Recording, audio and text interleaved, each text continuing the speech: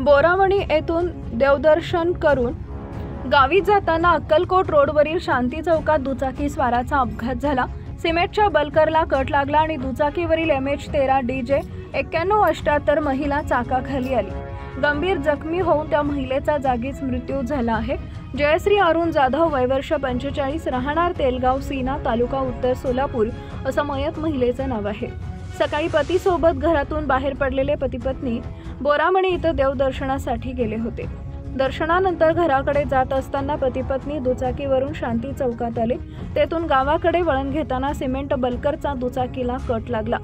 दुचाकीवरील जयश्री जाधव बलकरच्या चाकाखाली आल्या आणि त्या जागीच ठार झाल्या। पती अरुण जाधव हेही जखमी झाले। त्यांना पोलिसांनी सिव्हिल हॉस्पिटलमध्ये दाखल केले। नातेवाईकांनी सिव्हिल हॉस्पिटलमध्ये गर्दी केली होती। मयत जयश्री यांच्या पश्चात 2 मुले, 1 मुलगी आहे। दरम्यान 3 दिवसांपूर्वी बाजार समितीजवळील चंदनकाटा इथं अपघात होऊन एक महिला ठार झाली होती। शांती चौकातून वळण घेताना दुचाकीस्वार तेथील खड्ड्याजवळील खडीवरून घसरला।